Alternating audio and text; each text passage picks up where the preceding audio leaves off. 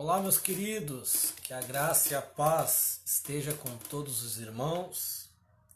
Satisfação podermos estar mais uma vez com a oportunidade de estudar a palavra de Deus. Muito bom termos esse tempo de estudo da palavra de Deus, porque ela nos enriquece, ela nos edifica, nos fortalece, nos faz crescer, desenvolve a nossa vida espiritual, nossa vida intelectual. Aguardar que os irmãos possam entrar. Eu já vi aqui que está o nosso irmão Ezequias, nossa irmã Silvani, acho que nossa irmã Marli. Deus abençoe a vida dos irmãos que irão entrar posteriormente. Os irmãos peguem um livro, né? Livros históricos. Vamos estudar mais uma aula. Estamos aí com dificuldades, né, em estar presencialmente por conta desses novos decretos, né, que nós somos atingidos, né, somos alvos também, e temos que seguir as orientações, né? Nossa vida ela é importante para Deus. Nós precisamos, Deus conta conosco, né, para a propagação do Evangelho. E hoje nós temos diversas formas, né, de propagar o Evangelho. Então temos que aproveitar essas formas. Sabemos que no Brasil ainda temos a liberdade de anunciar o Evangelho, de ter aulas. Estão querendo cortar tudo isso, né? Nós sabemos que a igreja passará por perseguições. Isto é mister, né? Que aconteça. E nós temos que estar preparados para toda boa obra, para sempre realizarmos a vontade de Deus com amor, com carinho, pois este é o nosso chamado. Irmãos, hoje nós vamos seguir bastante a lição, então pode estar com a Bíblia aí, né, irmãos preferindo, mas eu optei essa aula nós seguirmos aqui a lição porque são bastante capítulos, bastante livros que nós vamos estudar, e faz necessário, né, nós acompanharmos o livro para podermos seguir aqui um cronograma bom de aula. E nós vamos sempre destacar aqui os capítulos onde estão escritos no livro. Todos os títulos ali estarão os capítulos onde está escrito na Bíblia. Então isto fica para o aprofundamento dos irmãos.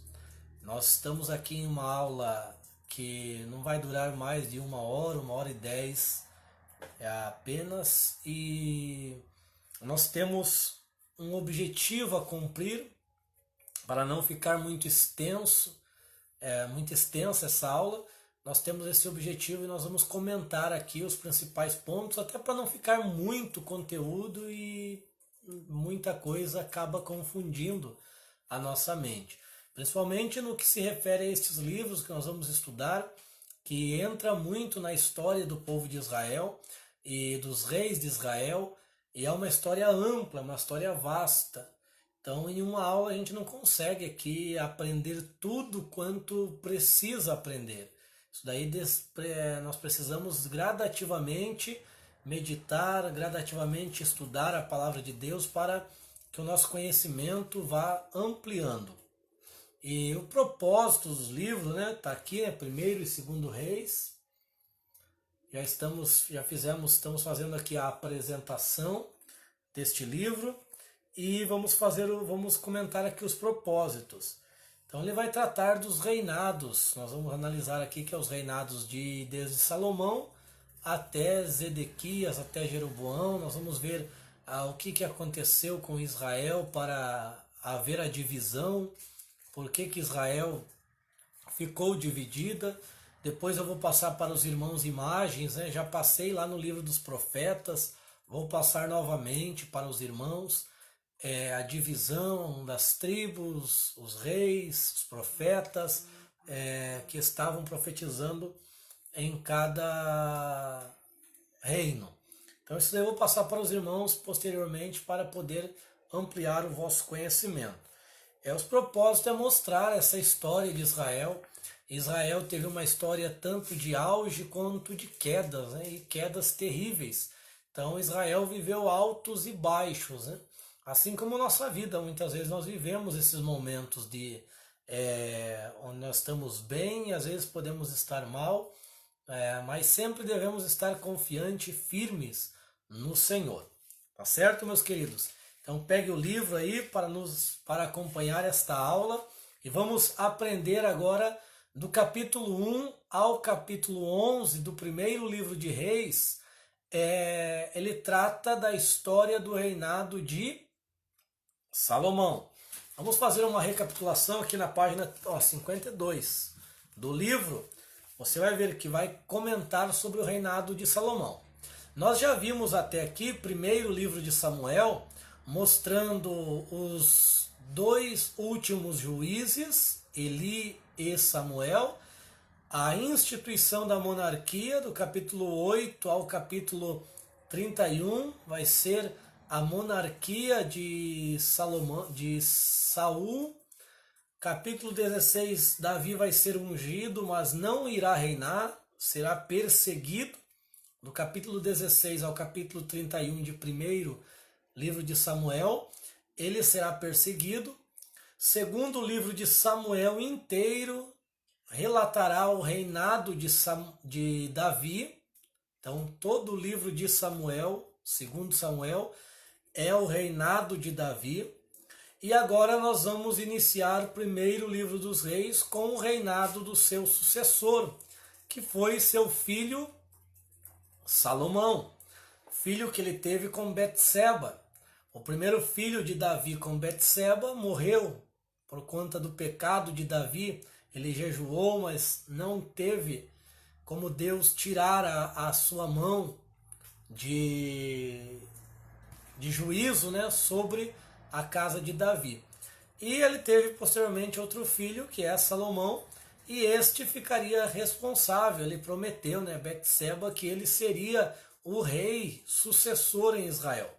Mas outros filhos de Davi almejaram o trono. Já vimos lá a história de Absalão.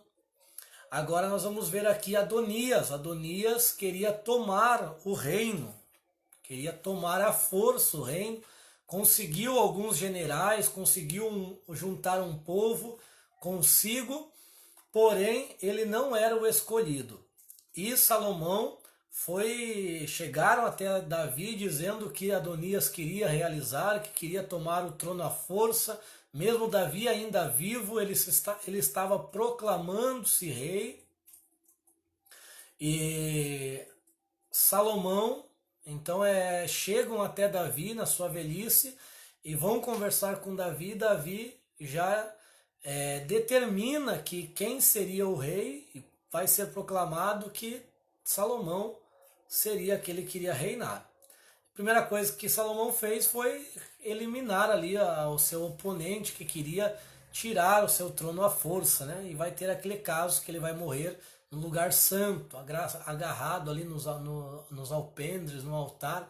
Ele vai querer se livrar entrando no lugar santo, porém será morto. E Salomão irá reinar, tá certo? Tá tudo bem com os irmãos aí? Eu não sei se eu vou conseguir ver o comentário, mas porque essas lives aqui eu não entendo muito bem e não vou conseguir enxergar aqui. Os irmãos estão cumprimentando.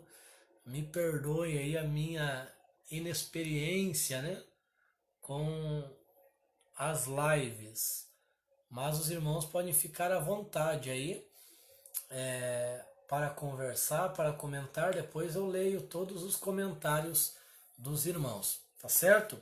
Então, irmão Anderson, irmã Isa, que entraram agora, página 52, livro de 1 Reis, do capítulo 1 ao capítulo 11, é o reinado de Salomão. E nós vamos ver aqui, capítulo 2, diz 1 Reis, Salomão vai receber conselhos de Davi. Davi vai dar conselhos referente à casa de Deus, referente ao templo que seria construído, mostrando para Salomão que tinha todos os o ouro, todo prata, tudo que era necessário para construir já estava preparado, tinha mão de obra preparada. Você vai ver isso em 1 Crônicas também, capítulo 29, que Davi vai externar um louvor a Deus, agradecendo por tudo, e Salomão vai ter essa grande tarefa, né, de governar sobre Israel em um momento de prosperidade da nação, porque Davi já havia conquistado muito, então ele vai pegar um tempo próspero, e ele se achava inexperiente para tal tarefa, ele não se achava capaz, e ele foi orar ao Senhor. Então, capítulo 2, versículo 13 ali, Salomão vai solicitar o reinado para si, aquilo que nós comentamos aqui, que Adonias queria tomar esse reino de Israel, mas Salomão vai solicitar porque havia uma promessa sobre a vida de Salomão. E é interessante que dentro de uma tipologia bíblica, Davi ele representa o Antigo Testamento, que representa o Pai, e Salomão representa o Novo Testamento, que também representa o Filho. Deus, o Pai, foi o grande conquistador que está registrado lá nas páginas do Antigo Testamento. Batalhou para conquistar a terra. Davi foi esse conquistador.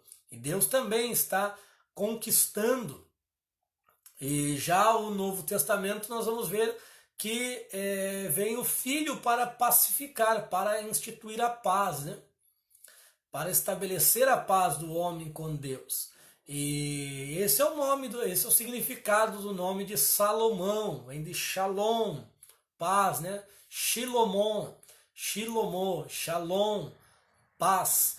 Então, Salomão significa pacificador. O reinado de Salomão será um reinado de paz, porque ele fez alianças, né, muitas alianças. Principalmente porque ele começa o reinado, olha ali, no capítulo 3 até o capítulo 4, ele vai pedir sabedoria para Deus. Primeira visão que ele teve quando ele começa a reinar, isso estará em Crônicas também, lá pelo capítulo 7, né? Primeiro, segundo Crônicas ali, se não me engano, e Deus apresentando-se a Salomão. E Salomão, ele poderia pedir tudo o que ele quisesse. Deus deu ali um cheque em branco para Salomão. Salomão poderia pedir o que ele quisesse. Poderia pedir a morte de todos os inimigos, poderia pedir fama, poderia pedir riqueza para si, mas ele pediu sabedoria para governar o povo, para saber entrar, saber sair, saber julgar as causas de Israel, e Deus se agradou do pedido dele. Deus se agradara do pedido de Salomão, porque não foi um pedido egoísta, e deu sabedoria, de sorte que não houve no Oriente ninguém que se igualasse a Salomão em tamanha sabedoria. E a sua fama vai se espalhar por toda a terra, e nós vamos ver daqui a pouco. As pessoas vinham com enigmas para Salomão, para que ele desse o significado. Vinham com problemas para que ele viesse solucionar.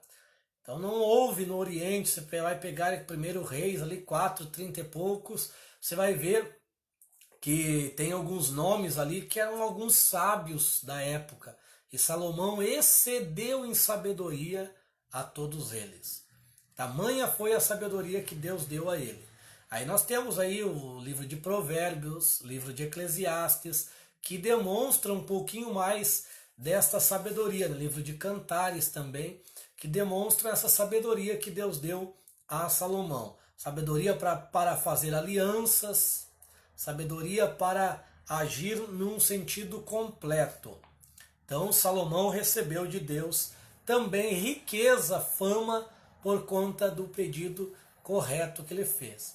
Então é assim que nós devemos proceder com a nossa vida também, irmãos. Todos os pedidos que nós formos fazer a Deus não pode ser para os nossos próprios deleites. Tiago disse, vocês pedem e não recebem, é porque vocês pedem mal. para os vossos próprios deleites. Então, nossos pedidos a Deus, ele tem que ser para glorificar o nome do Senhor. Então, tem que ser inteiramente para a glória de Deus. Então, nós temos aqui o pedido de sabedoria. E, posteriormente, Salomão vai organizar, capítulo 4, como eu disse para os irmãos anteriormente, eu vou seguir aqui estritamente a lição para nós termos aí uma sequência boa, porque é muito conteúdo, irmãos, tá certo?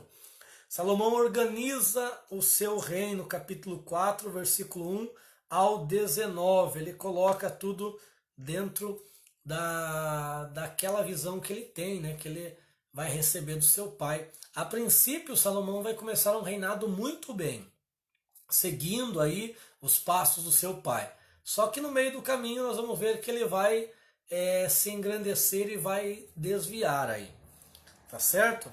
Mas antes vamos ver algumas das conquistas, né, da grandeza do reino de Salomão.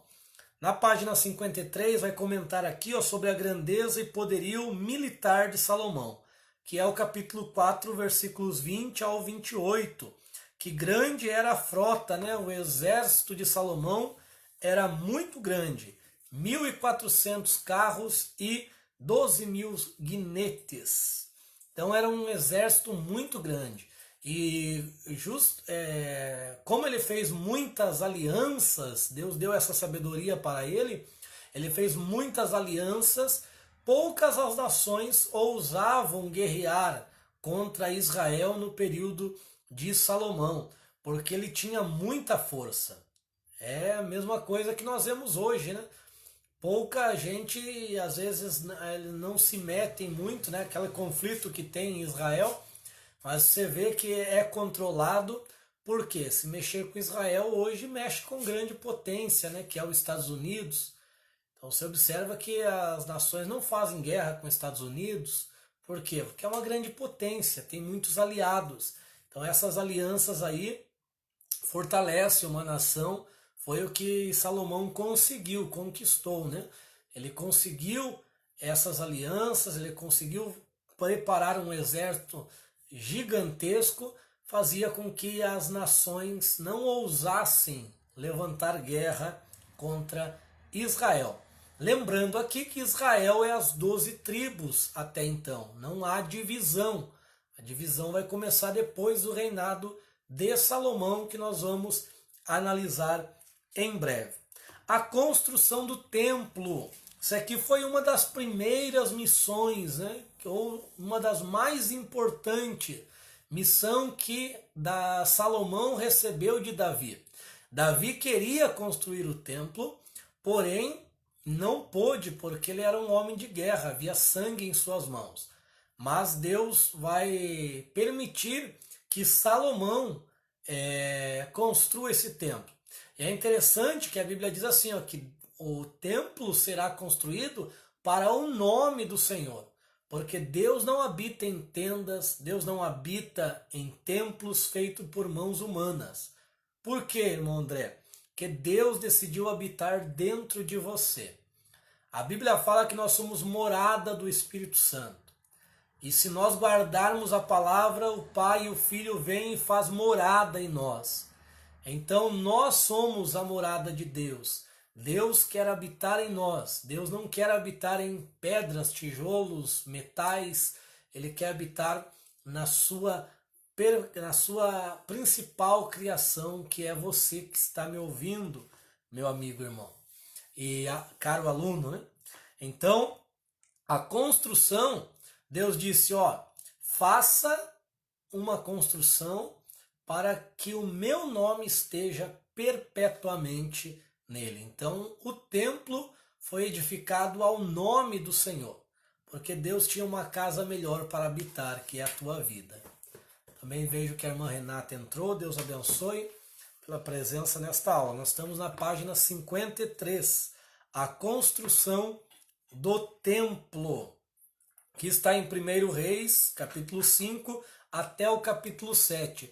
E estará também em 2 Crônicas. 2 Crônicas praticamente é a história do templo. Comentará muito sobre o templo. O livro de Crônicas em si é a visão do templo, é a visão sacerdotal. O livro de Samuel, o livro de Reis, é a visão do reino, né? Dos reis. É como se fosse a visão política. Samuel e Reis, a visão política, e Crônicas, a visão religiosa. Então nós temos uma história que vão ser semelhantes. Daqui a pouco nós vamos ver que terão referências tanto de Reis quanto de Crônicas. Mas uma é a visão dos reis, uma é a visão política e outro é a visão religiosa. E aí você passa a entender melhor os eventos quando você junta esses textos. O capítulo 5 vai mostrar os preparativos para a construção, a descrição do templo, a dedicação do templo. As peças que foram ampliadas, porque no tabernáculo de Moisés nós temos um altar de sacrifício, uma bacia de bronze com água para o sacerdote fazer as suas abluções, que são lavagens, né, batismos, um candeeiro, uma mesa de pães, um altar de incenso, altar de ouro e uma arca. Já no templo que Salomão irá construir, terá um altar, só que ele será ampliado, será muito maior, para receber mais sacrifícios, porque Deus estava estabelecendo um novo tempo para Israel. Porém, eles recusam, né? Eles rejeitam. Se você ler capítulo 3 de Hebreus, capítulo 4 de Hebreus, você vai ver isso. Que com Moisés, Deus estabeleceu um tempo, que ele chama de hoje, se atentamente ouvires a minha voz. E depois de muito tempo, ele vai fazer o mesmo com Davi, ele vai querer estabelecer um novo tempo. Mas o povo rejeitou a voz de Deus, não misturou a fé com a palavra que estavam recebendo, que é peculiar daqueles que creem. Haverá 10 bacias, então vai ser acrescentada mais 9 bacias, totalizando 10 bacias, porque seriam mais sacrifícios. Uma nova peça será estabelecida, que é o mar de fundição, que eram 12 bois de bronze com tipo de uma piscina, né? um grande reservatório de água, que eles tiravam água dali para para levar até as bacias menores e utilizar para os sacrifícios. Então acrescenta-se essa peça. Lá no lugar santo terá 10 candeeiros, então serão 70 lâmpadas, né? 70 lâmpadas acesas. Nós vamos ver que serão acrescentados mais 9. Lá ainda no lugar santo, serão colocadas 10 mesas dos pães da proposição, ou seja, acrescentado mais 9. Um altar de ouro. Por que não acrescentou o altar de ouro? Porque ficou só um. Porque o altar de ouro, ele simboliza a adoração a Deus. E a adoração a Deus só tem que ser uma, porque só há um Deus. Há um só Deus. Deus é um. A Bíblia fala, né? Ouve Israel, Senhor teu Deus é o único. Então, é uma adoração a um Deus. E a adoração tem que ser em espírito e em verdade. Porque Deus procura os verdadeiros adoradores. Lá no lugar santíssimo continua uma peça só, a Arca da Aliança, não acrescenta porque ela representa Deus. E volto a dizer que Deus é um só. Só vai acrescentar mais 2 querubins gigantescos, né? 2 querubins grandes, cobrindo a arca, né? 2 querubins com as asas estendidas, para cobrir a arca. Fechando a visão completa do trono de Deus, que tem 4 querubins, como Davi viu, como João viu, como Ezequiel viu também a visão do trono e 4 querubins. Então aqui nós temos uma revelação completa que Deus deu a Davi. Salomão apenas vai executar aquilo que Davi teve, aquelas visões que Davi teve, aquele aprendizado que Davi teve. E boa parte desse aprendizado que Davi ele obteve foi com Samuel também. Samuel ensinou muito através da escola dos profetas. Tá certo, meus irmãos? Então já demos aí uma visão geral do Templo de Salomão. E aí, Crônicas, a gente já economiza um pouco de tempo no comentário, tá certo? As dúvidas os irmãos podem colocar lá no grupo, que nós estaremos respondendo conforme tivermos a disponibilidade. Ainda na página 53, nós vamos ver do capítulo 7 até o capítulo 10 a magnificência do reino de Salomão. Além da construção do templo, que dura cerca de 7 anos para terminar, esse templo magnífico, que se você pegar e colocar aí no Google, você já consegue uma imagem do templo de Salomão, todo revestido de ouro, né, por dentro. Então era um templo extraordinário, né, um templo magnífico. A descrição desse templo você encontra em 2 Crônicas 2, 3, 4, 5. Então nesses capítulos você vai ver as descrições de peça por peça, bem detalhado. Porque o nosso Deus é assim, né? O nosso Deus ele revela detalhe por detalhe, né? Deus não é um Deus de confusão, ele explica muito bem, corretamente aquilo que ele deseja de nós.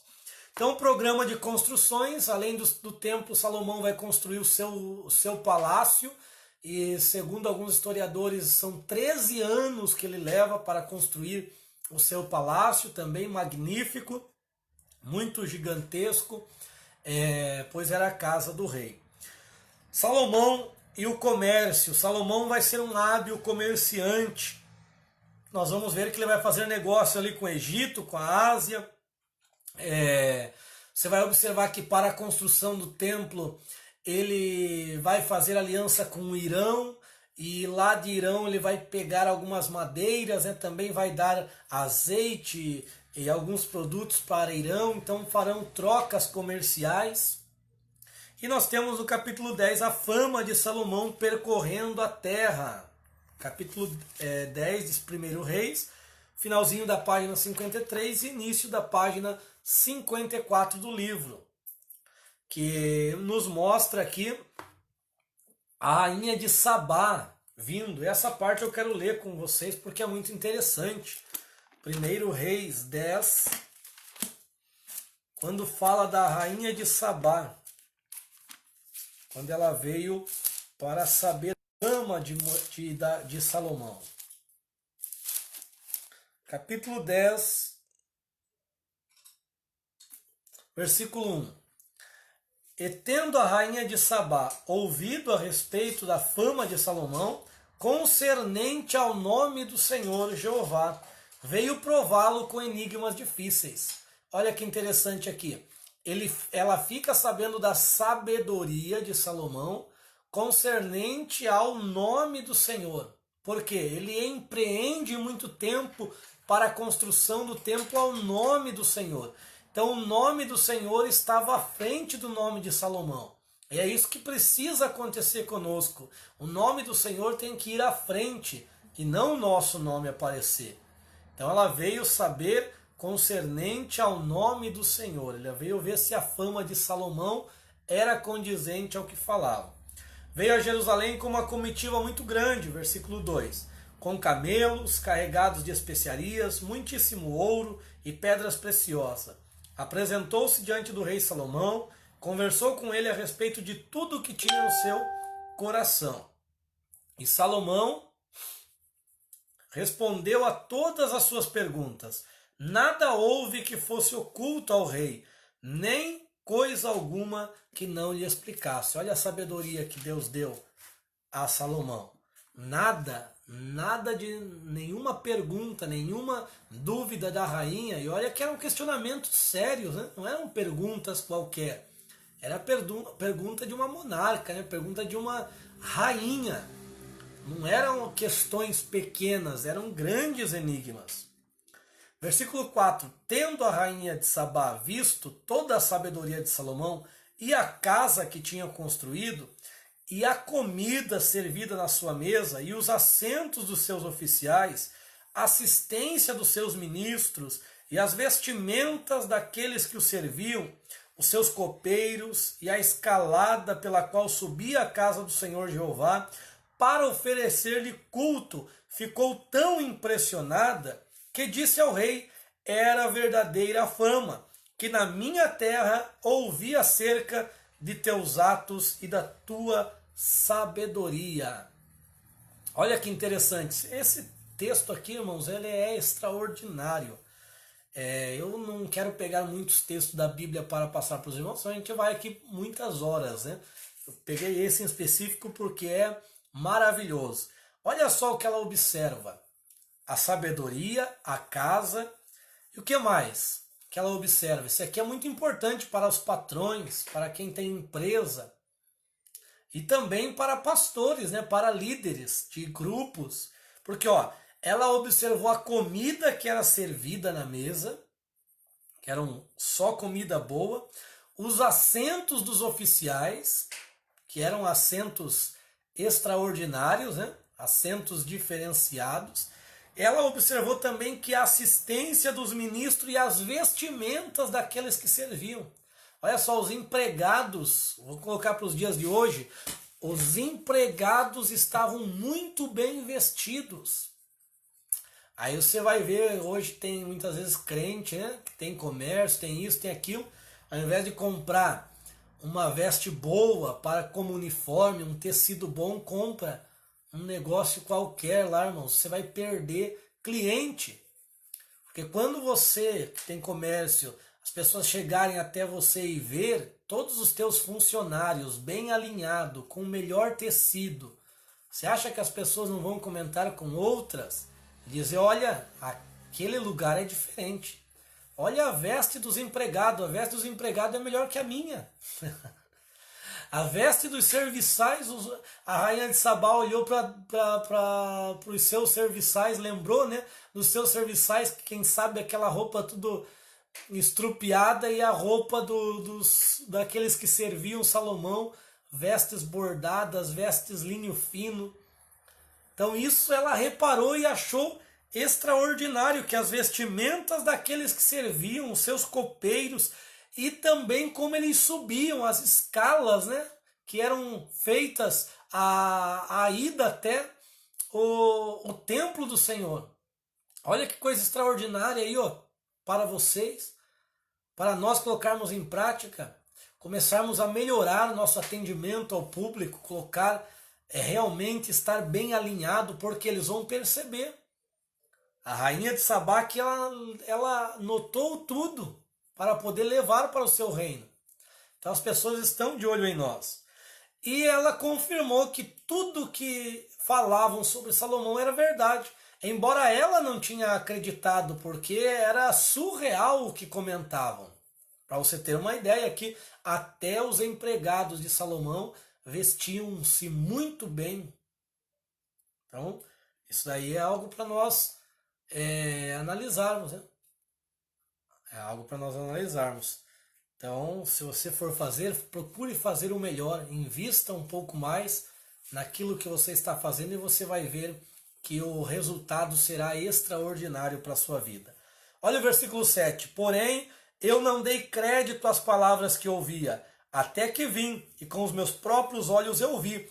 E eis que não me contaram a metade. A tua sabedoria e a tua prosperidade excedem a fama que chegou aos meus ouvidos. Olha o que ela vai dizer: felizes são estes homens, felizes são os teus servos. Olha só, ela viu que os servos, ela elogiou aqui e diz que eles eram felizes por servir diante de Salomão. Por quê? Eles eram recompensados, que estão continuamente diante de ti e ouvem a tua sabedoria. Bendito seja o Senhor Jeová teu Deus, que se agradou de ti para colocar sobre o trono de Israel, porque o Senhor Jeová ama Israel para sempre. Por isso te constituiu rei, para fazeres juízo e justiça. Olha só, o testemunho de Salomão foi tão impactante para a rainha de Sabá que a levou a glorificar a Deus. por toda a magnificência que ela viu no reinado de Salomão. E ela trouxe especiarias, porém ela voltou com muito mais. Salomão deu muito mais, deu 7 vezes mais do que ela trouxe. Então, irmãos, vale a pena aí nós atentarmos para esse texto e extrairmos para a nossa vida. Porém, depois de tudo, um ponto interessante também é que quando essas alianças de Davi com Irão, se nós analisarmos, irmãos, essas alianças elas foram tão extraordinárias que Irão ela tinha frotas, e essas frotas saíam de 3 em 3 anos. Você vai ler aqui no capítulo 10, capítulo 11 de 1 Reis, você vai ver que essas frotas saíam de 3 em 3 anos, e segundo alguma história que nós temos, que nos mostra, né, estudos etnológicos, que eles traziam ouros, trouxeram ouros, né, ouros da terra de Ofir, trouxeram pavões, bugios, macaco, né, macaco, bugios, e há uma grande possibilidade de essas frotas, os lugares da onde eles levaram esses ouros, levaram esses pavões, esses macacos bugios, essa madeira, né, madeira nobre, é bem provável que seja o Brasil, que não sei se os irmãos sabiam, mas o pau-brasil também é chamado de madeira judaica, né? Ou pau de ferro. E ferro em hebraico é barzel, e barzilai é Brasil. Se você pegar ali a raiz, B, é o beit, o resh e o lamed, que vai dar barzilai, barzel, que é ferro, fica ferro, que da onde deriva a palavra Brasil. Então é bem provável, irmãos, que as frotas de Irão, a comando de Salomão, tenham aportado aqui em terras brasileiras. E alguns dizem que até o rio, né, o rio Solimões tem essa raiz. E existem fontes históricas. Depois eu coloco aqui para os irmãos, também no grupo, se eu já não coloquei em algum momento, se eu já não falei isso em algum momento, eu acho que eu acredito que eu já falei em alguma aula. Tem fontes históricas que nos mostram isso, que há uma grande probabilidade de ser, certo? Porém, toda essa grandeza de Davi gerou aí um materialismo e de Salomão, gerou um materialismo e um egoísmo. Na página 54, antes da decadência de Salomão, já vamos comentar junto aqui, né? Mulheres desviaram o coração de Salomão, que está do capítulo 10, 14 até o 11. A queda de Salomão virá justamente por conta do quê? Desse materialismo, esse egoísmo. Ele fez tudo o que um rei não poderia fazer. Ele teve muitas riquezas, ou melhor, muitos carros, né? Muitos cavalos à disposição dele. Isso gerou o quê? Eu posso comprar um carro top de linha, aí, um carro muito caro? Até posso comprar. De parcela aí, né, em 1000 vezes. E compra. Mas e os impostos, né? E o IPVA? Então, eu vou ter que tirar de algum lugar. Eu vou ter que explorar alguém. Então, ele criou para si, teve muitos carros, muitos cavalos. Lembra que carro é aquela charrete, aquela carroça que eles tinham. Não é carro mesmo, irmãos. Me entenda. Isso fez com que ele cobrasse impostos altíssimos do povo. E aí o povo começou a sofrer por conta desses impostos. E também temos as muitas mulheres, né? Segundo a Bíblia, nós temos chega a nós 700 mulheres e 300 concubinas. Então, na maioria das vezes, eram alianças políticas, né? Boa parte dessas mulheres eram por conta dessas alianças políticas. Mas ele permitiu que essas mulheres continuassem com os seus costumes da sua região. Então começaram a vir deuses para dentro de Israel. Isso vai influenciar negativamente a Israel, que começará a queda cultos pagãos, idolatria na terra que era para adorar apenas um só Deus, né? Apenas o Deus de Israel. Agora vai começar a vir um sincretismo que vai influenciar as tribos do norte que permanecerão nessas idolatrias.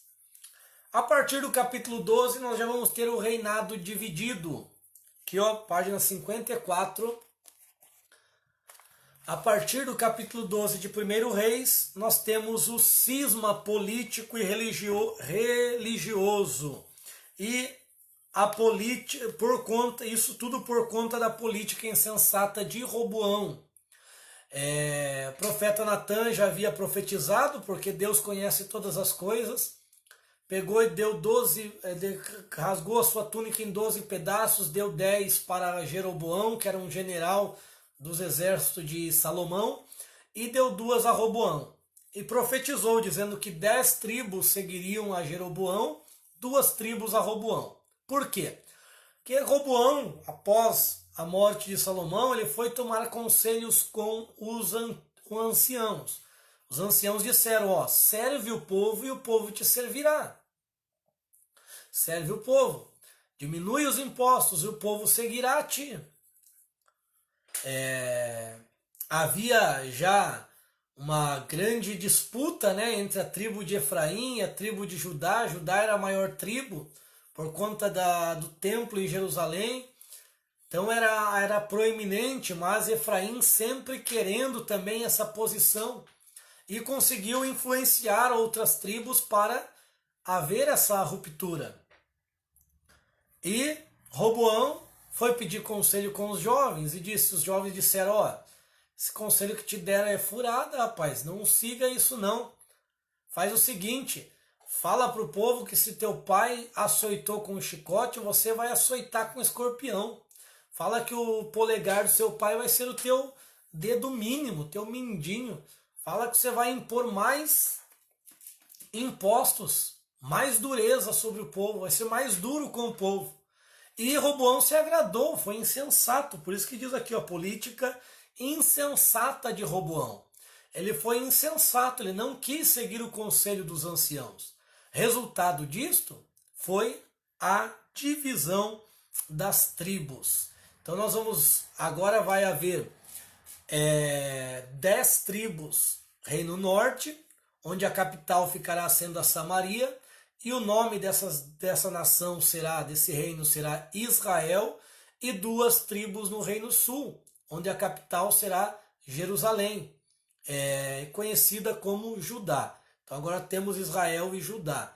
Vamos ter profecias específicas e profetas para Israel, e profecias e profetas específicos para Judá. E às vezes esses profetas profetizam acerca da nação toda, Israel como um todo. Nós já estudamos isso daí nas aulas de profetas maiores e menores. Agora nós vamos ver outros profetas aqui que estão nos livros históricos. Tá certo, meus irmãos? Então tem que ter muito cuidado para se interpretar as profecias, porque às vezes a profecia é referente às 10 tribos, às vezes é referente às 2 tribos, às vezes é referente às 12 tribos. Nós vamos ver um ato aqui de Elias pegando, mesmo depois da divisão, ele pega 12 pedras. Por quê? Deus é o Deus das 12 tribos e a promessa de Deus para Israel não é apenas para a tribo de Judá, é para todo Israel. Isso vai se cumprir. Grande tribulação e milênio é para isto. Deus vai unir novamente, vai reunir todas as tribos, porque ele tem uma promessa, ele tem uma aliança com Israel. E a divisão religiosa está no capítulo 12 de 1 Reis. O que acontece? Jeroboão não gostou da ideia de ter que 3 vezes ao ano subir, né? Eles usavam subir por causa do templo. Subir a Jerusalém. Ele disse, não, esse negócio tá errado, nós não vamos fazer isso não. Então ele começa já errando. Ele institui sacerdotes que ele vai escolher, e ele vai estabelecer a idolatria, né? Ele já vai começar diante de queda. Todos os reis de Israel, Reino Norte, serão maus, Serão reis que não permanecerão no caminho do Senhor, voltado a idolatrias, tá certo? Já os reis do Reino Sul terão reis bons, reis maus. Então alguns farão o que é reto aos olhos do Senhor, outros farão o que é mal. Aí nós temos dos capítulo 13 até o capítulo 16, falando sobre Jeroboão, a maior parte, e depois em breve versículos no capítulo 15 ao capítulo 16, falando sobre Nadab, Baasa, Elá, Zinri e Onri, tá certo? Então os irmãos, depois que quiserem entender um pouquinho mais sobre esses reis, dá uma analisada lá, para não ficar muito extenso aqui nossas explicações. E os reis de Judá, Roboão vai suceder Salomão. E por que Deus permitirá ficar duas tribos com a descendência de Salomão? A Bíblia fala que por amor a Davi, Deus ele permite que Roboão reine, porque Deus tem um pacto com Davi do seu reino ser perpétuo, tá certo? Por isso que Roboão não perde o controle total aí, como foi o caso de Adonias, que queria tomar todo Israel, mas Salomão que reina. Já Roboão não perdeu totalmente por causa do pacto que Deus fez com Davi. Então aqui já começa a unir a história de Reis e Crônicas. Ó. A história de Roboão está em 1 Reis 14 até o capítulo 15 e também em 2 Crônicas capítulo 11 até o capítulo 13. Então ele seguiu, aí o Roboão vai seguir os passos idólatras do seu pai também. Roboão vai ser um rei mau. E posteriormente, aqui na página 56 fala aquilo que eu disse, irmãos. Lá no início aqui, ó, na página 56, vai dizer assim, ó: mas por amor a Davi, o Senhor Deus lhe deu a lâmpada em Jerusalém, deu o reino para ele, não apagou a dinastia de Davi, por amor a Davi, não a Salomão, que Salomão se desviou. Uma das perguntas que sempre surge: Salomão se arrependeu? Nós temos o livro de Eclesiastes aí para provar isso, que Salomão, no final da sua vida, ele vai se arrepender.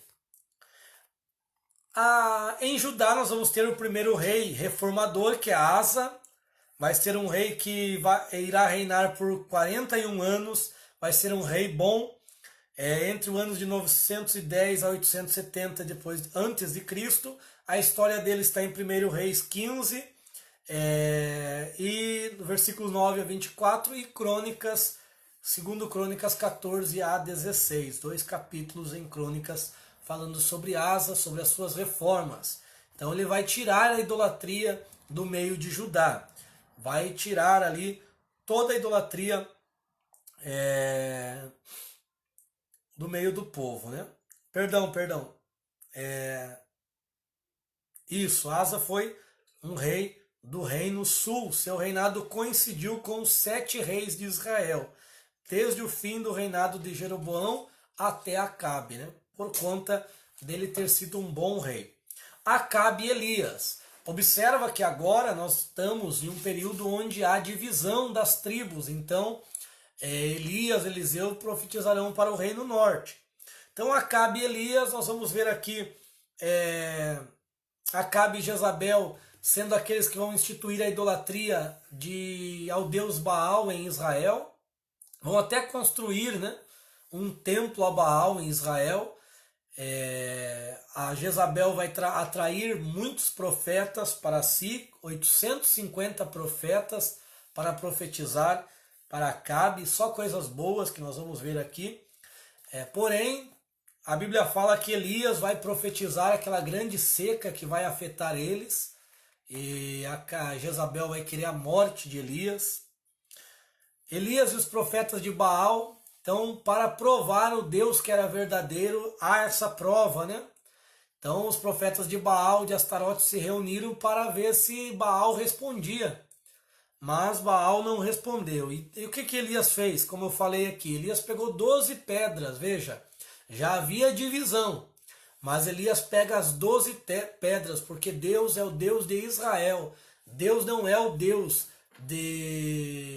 da tribo sul apenas. É a mesma coisa hoje, nos dias de hoje. Deus não é o Deus da igreja evangélica.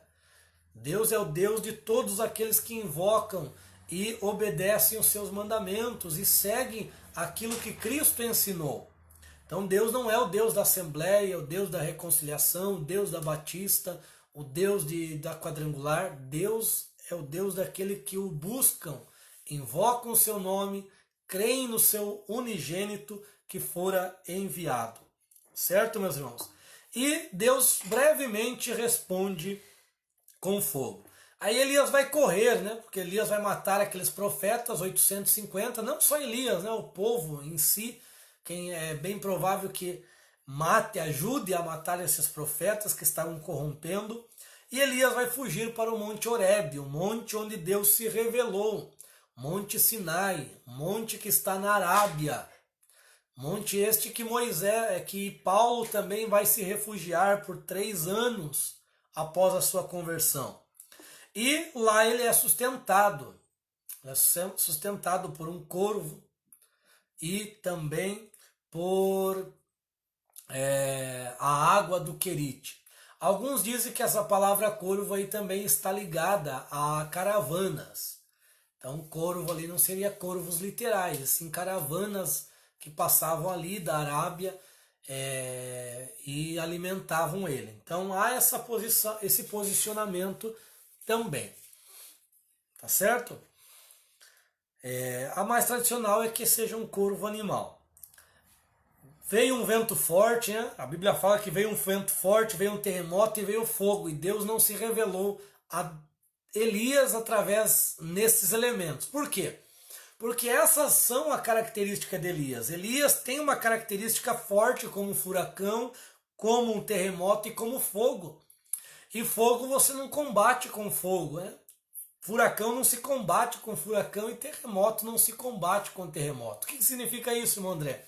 Aquelas pessoas que são explosivas, coléricas, sanguíneas, aquelas pessoas que têm esse temperamento, que é o temperamento de Elias, colérico, você não pode bater de frente. Se bater de frente, você vai causar um grande conflito.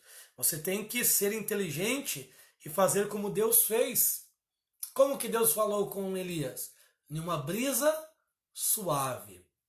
Então você tem que vir de forma suave. Aqueles que são melancólicos, né, fleumáticos, que são já, a natureza deles são a brisa suave, se você for mansamente falar com eles, eles não saem do lugar. Aí você tem que ser mais enérgico para falar com eles. Tem que ter uma característica mais forte. Tem que ser como fogo, né, para falar com esse povo aí. Porque senão eles ficam paradão, quietos na dele. Tá certo? Então Deus não foi com fogo, não foi com terremoto, não foi com os ventos fortes. Ele foi com uma brisa suave, porque ele conhecia a Elias. Isso aqui é algo tremendo também, irmãos. Por que que Deus vai chamar Elias, né? Para que ele deveria cumprir ainda a sua missão. Ele deveria ungir um rei Azael, né, rei da Síria. Ele deveria ungir Jeú, rei do reino norte, que é Israel. Ele deveria ungir o seu sucessor, que foi Eliseu. E ele chorou diante de Deus e disse: Deus, só tem eu de profeta, Jezabel vai me matar. Aí Deus diz para ele: rapaz, ainda tem 7.000. Não tem só você não, tem 7.000 que não se curvaram, que estão à base. Elias, o que você está comendo? Senhor, estou comendo uma carne que vem aqui, eu pego as águas do rio Querite, às vezes vem uma carne mais molezinha, né, mais gostosa, outras vezes vem uma mais seca, mas tá bom. Você ainda tem carne, tem 7.000 que estão à base de pão e água, Elias, e não se corromperam. Então, irmãos, nós temos que entender que nós não somos, né, insubstituíveis, nós não somos, se eu sair da frente daquele trabalho, o trabalho acaba. Se eu não estiver mais à frente, não, irmãos, tem muita gente que Deus unge, que nós nem imaginamos e que tem a condição de fazer, às vezes, muitas vezes melhor do que nós. Então entendamos isso, né? Há alguns acontecimentos do reinado de Acabe capítulo 20 ao capítulo 22, temos guerras de Acabe com Ben-Hadad, a trama para tomar a vinha de Nabote. Nabote, ele conhecia o Levítico de número 25, que ele não deveria vender a terra era herança, não poderia ser vendida. E mesmo assim, Jezabel vai tramar contra a vida de Nabote, vai instigar Acabe a matar Nabote. E a morte de Acabe nessa guerra, né? Vem 400 profetas, você observa, havia sido mortos muitos profetas, mas depois muitos outros vão se corromper. Josafá vai fazer aliança. Josafá é um rei do Reino Sul. Nesse período eles vão viver não terá conflito entre Israel e Judá. E quando chega para ir para essa guerra, ele chama esses profetas para profetizar, e todos profetizam coisas boas para ele. Aí Josafá, conhecendo a natureza de Acabe, diz: mas não tem outro profeta que nós possamos consultar? Ele vai dizer: tem um, mas ele não profetiza coisa boa de mim, mas chama ele. E aí vem Micaías e profetiza que Josafá seguiria em paz, mas que Acabe morreria, Acabe cairia, Acabe não viveria. E Acabe se disfarçou para essa guerra, mas não teve jeito, né? O nosso Deus, ele não confunde ninguém, o nosso Deus, ele não erra, ele conhece todas as coisas. E Acabe de fato morre. Aí nós temos os últimos capítulos do primeiro Reis e início do segundo Reis, comentando sobre Acasias, que foi o sucessor de Acabe, que reinou alguns meses, ali durante alguns meses do ano 853 a.C. E a idolatria continua, né, de Acabe e Jezabel, pois ainda se consultavam os deuses filisteus, Baal, Zebub. Então os israelitas só consultavam ao Senhor Jeová em tempos de crise mesmo. Em tempos de crise eles buscavam o auxílio de Deus. Mas na grande maioria do período de Israel, do reino de Israel, reino norte, eles viveram afastados de Deus, viveram desviados. Só o reino sul que fica aí oscilando. Segundo Reis já entra o profeta Eliseu. A Bíblia fala que Elias, né, será tomado. Elias é transportado para os céus, está ali, segundo Reis 2, 1 a 18. Ele vai num redemoinho, né? Esse redemoinho, já expliquei para os irmãos nos profetas, é a única parte vista, né, manifestada do trono de Deus aos olhos humanos. Ezequiel viu esse redemoinho, Jó viu esse redemoinho, Eliseu viu esse redemoinho, que é por conta das rodas do trono, né? Rodas sobre rodas, girando para os dois lados, então vai formar esse redemoinho. O cavalo de fogo apenas separa Elias de Eliseu. Porque aquele cavalo de fogo, por que Elias não foi em um cavalo de fogo para o céu? Foi no redemoinho. Porque o cavalo de fogo é a representação da autoridade no mundo espiritual que Elias exercia. Então Elias andava naquelas carruagens de fogo no seu ministério. Quando ele é tomado, o que Eliseu fala? Eliseu vai falar assim, ó: Avi, Re Israel, Operacharan, meu Deus, meu Pai, carros e cavaleiros de Israel. Ou seja, traduzindo, né? Se Eliseu fosse parnanguara, ele dizia: meu caneco, e agora, o que será de Israel? Mais ou menos assim. Por quê? Aquela carruagem, quem que teria que assumir era o Eliseu. E Eliseu não se achou preparado para isso. Como eu sei que significa isso? Que lá em 2 Reis 13, o rei vai falar a mesma coisa quando Eliseu morre. Só que Eliseu não deixou o sucessor. Eliseu morre com essa unção, que ele pede unção dobrada para Elias, e ele vai morrer com essa unção, porque ele não vai passar para um sucessor. E o rei vai dizer a mesma coisa. Abi, Re Israel, Operacharan, meu Deus, meu Pai, carros e cavaleiros de Israel. Porque agora não tinha mais nenhum profeta para assumir aquela carruagem. E o rei teve que assumir. O rei ficou com essa responsabilidade. Então, por isso que eu posso ter um título de pastor, mas eu não posso querer ser o pastor da igreja, porque o pastor tem uma autoridade espiritual que a Bíblia fala e ao anjo da igreja, ou seja, o pastor ele tem uma autoridade que tem uma relação no mundo espiritual a anjos de Deus. E eu não tenho isso, porque eu posso ter o título de pastor, mas eu não tenho a consagração dada por Deus para estar diante de um povo. Quando eu for colocado diante de um povo para pastorear, aí eu terei esta unção. Então por isso que é muito importante aquilo que nós falamos na aula passada, né? Não sei se for com vocês, com o básico ou com o médio, cada um ficar na posição que Deus colocou. Eu não posso querer afrontar a minha liderança porque eu não tenho essa unção sobre a minha vida. Então isso é muito sério, irmãos. Tentaram procurar Elias por 3 dias, mas não acharam. Né? Eliseu falou, se vocês quiserem isso, vocês podem ir, mas ele não vai ser encontrado. Né? E Eliseu vai começar o seu ministério com muitos milagres, diversos milagres. Vai transformar a água que era amarga em água boa. Ele vai predizer a vitória de Moabe. Vai chamar as ursas, que diziam para ele, sobe calvo. Né? Ele era mais ou menos igual eu, assim, ó, acabando o cabelo já em lugar. Olha lá, ó. Aí ele vai chamar, ele vai repreender em nome do Senhor. E vai vir 2 ursas e devorar aqueles moços, aqueles meninos.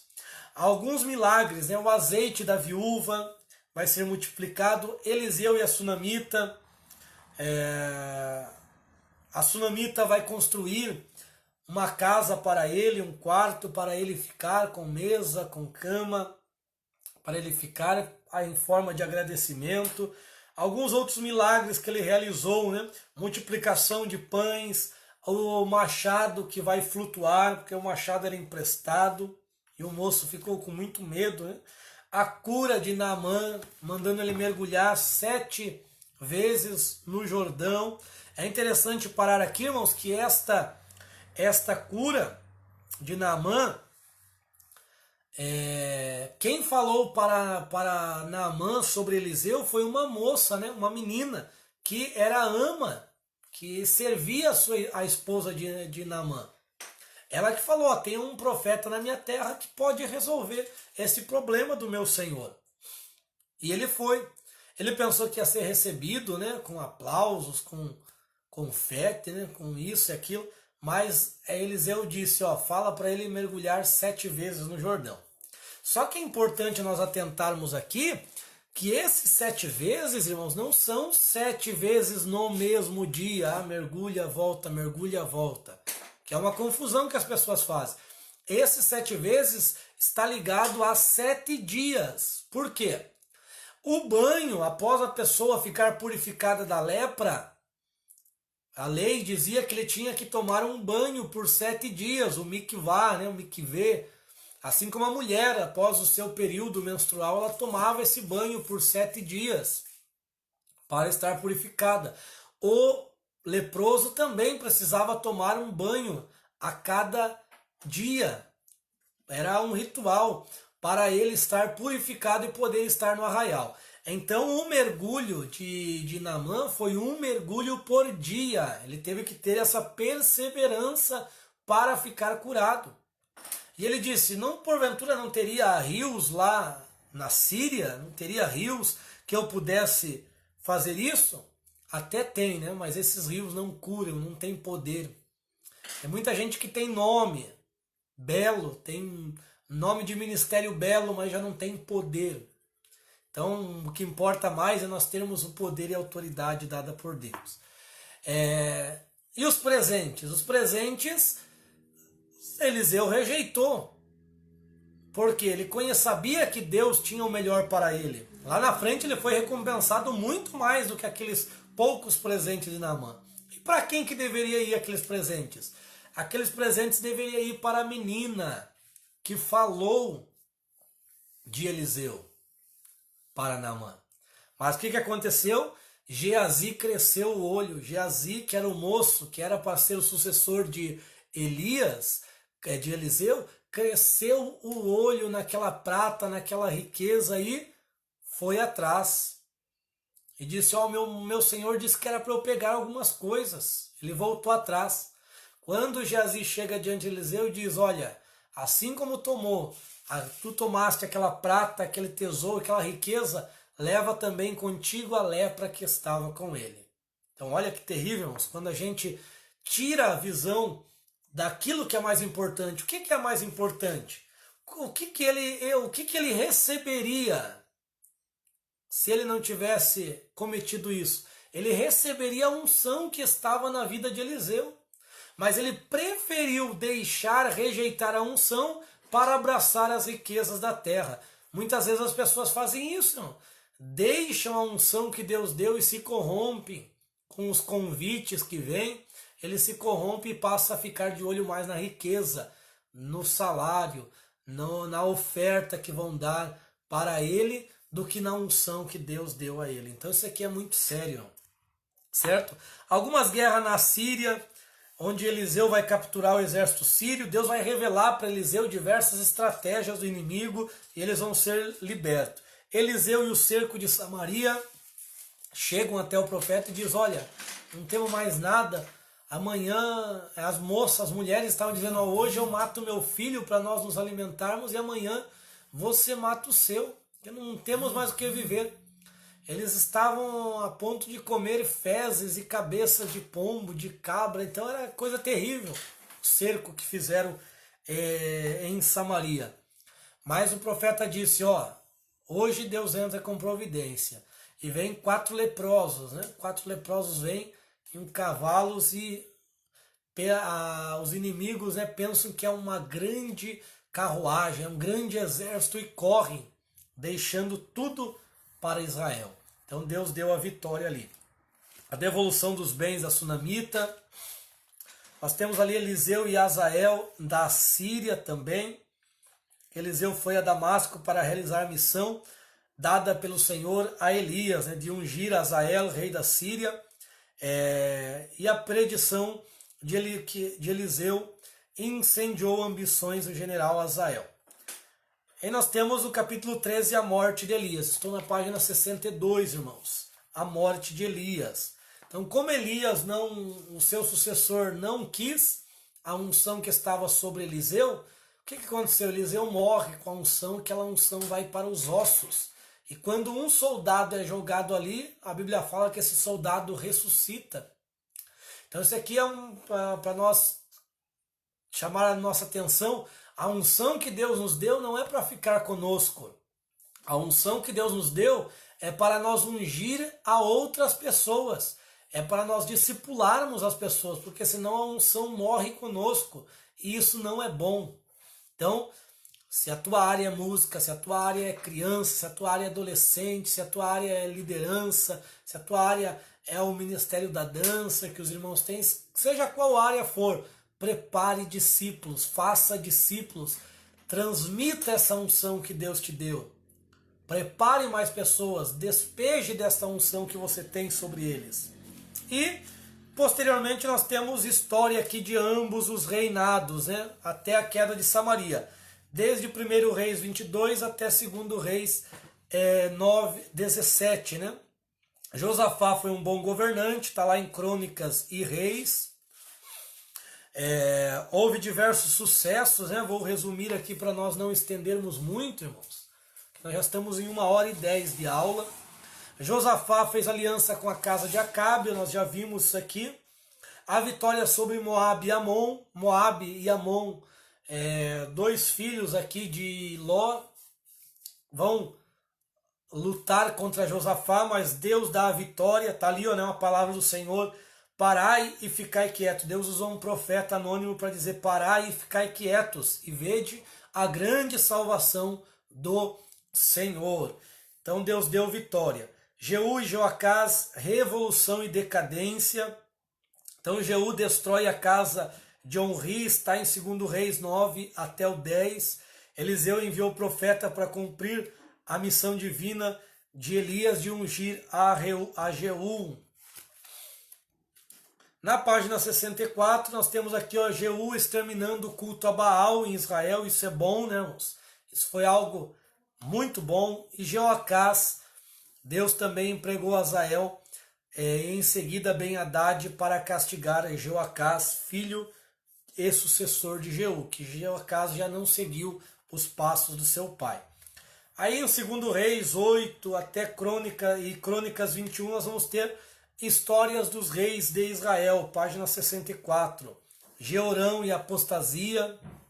Então, o sucessor de Josafá. Josafá fez coisas boas, foi um grande reformador, só que Jeorão, ele não, foi o seu filho, né? Ele não seguiu os passos do seu pai. Aí nós temos Acazia e a fraqueza de Acazia e o baalismo. Então o filho de Jeorão também segue os passos do seu pai e cai nessa idolatria. Atalia, até o reinado de Atalia, né? Atalia também foi um reinado de terror, tá? Em Crônicas e Reis. Tem ali os capítulos para os irmãos analisarem. E depois vai vir Joás. Joás vai reformar, vai conseguir aí novamente trazer um avivamento. Só que esses avivamentos são avivamentos superficiais, não perpetuam. Então ele consegue extirpar o baalismo fenício, renova o pacto e o culto a Jeová, ao Deus de Israel, e reparou o templo a qual Atalia descuidara. Então Joás diz ali a Bíblia que fez o que era reto aos olhos do Senhor. E temos depois Amazias, o sucessor, a sua vitória e a derrota, né? Conduziu-se bem, mas não com o coração perfeito. Então ele até conduziu o povo bem, mas o seu coração não era reto. Depois vem Uzias. Uzias, novamente, nós temos um tempo de prosperidade e grandeza para Judá. Uzias foi um rei bom. Nós temos ali em Crônicas 26, leia Crônicas 26, segundo Crônicas 26, Reis também, mas segundo Crônicas dá mais detalhes da característica de Uzias. E é aquele rei que está que é parente de Isaías, né, que diz lá no ano em que o rei Uzias morreu, eu tive uma visão. Então, era esse Uzias. Aí nós temos depois Jotão, que foi também um rei bom, capítulo 15 e Crônicas 27, reinou aproximadamente 20 anos. Acás já tem uma apostasia, né, e uma política pró-assíria. Então, a partir de Acás já será meio... a Síria vai se juntar ali, Rezim vai se juntar com Israel e vão contra Acás, vão conseguir prosperar. Só que Deus dá também uma palavra através de Isaías, está em Isaías 7, para que Acás deveria crer do Senhor, porque Rezim e um outro lá, está lá no capítulo 7 de Isaías, agora me falha a memória.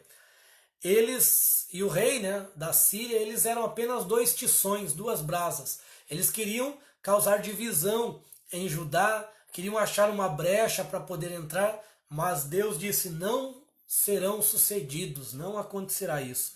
E os últimos reis e a queda de Samaria ali, Joás, território recuperado, Jeroboão II, prosperidade e corrupção, né, bisneto de Jeú, reinou por 41 anos. E depois nós temos aqui a rápida desintegração de Israel e a Síria trazendo a queda de Israel, o Reino Norte. Qual que foi as causas do cativeiro? Página 67. Causas políticas. Israel ficou enfraquecido no seu reinado. Então os reis foram reis fracos, reis incapazes de governar o povo. E as questões morais e espirituais também, que é o que? O desvio, a apostasia de Deus. Os cativeiros vieram para julgar o povo.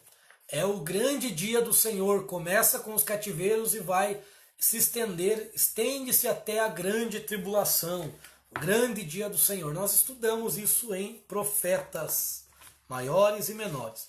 E os últimos dias de Judá.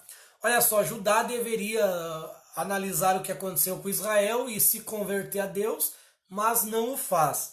Aí nós temos Ezequias trazendo também uma reforma e escape, foi um rei bom, porém o final da sua trajetória foi ruim. Ao exemplo do castigo que recebeu no Reino Norte, eles deveriam se converter. As reformas de Ezequias e Josias e as exortações dos profetas eram motivos para eles andarem retamente diante do Senhor.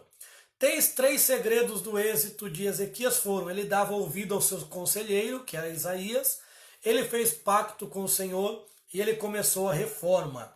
Então Ezequias foi aquele rei que animou o povo e diz: ó, não temam porque Deus pelejará por nós.